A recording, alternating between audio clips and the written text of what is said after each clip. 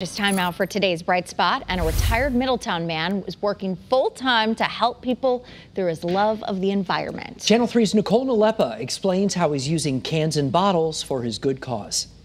I saw this article back in spring of 2018 about how only 51% of the cans are being redeemed, and I said, let me see if I can make a difference.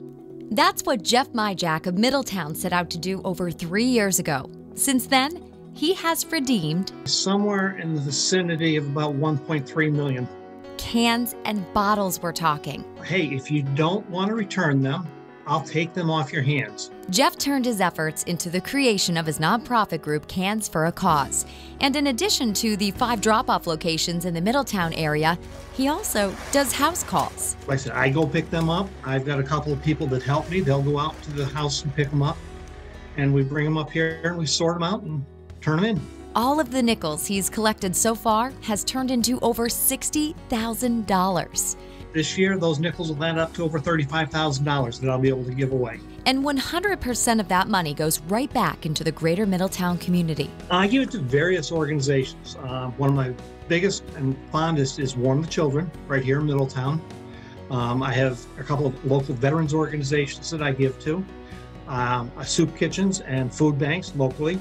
And domestic abuse programs and holiday toy drives.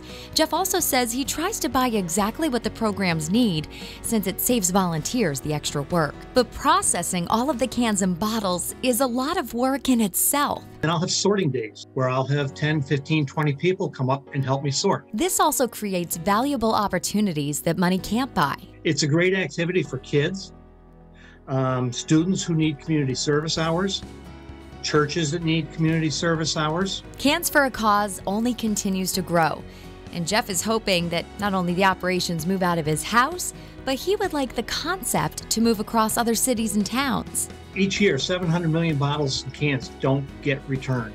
That's a lot of money that could be going to a lot of different programs. With today's Bright Spot, I'm Nicole Nalepa.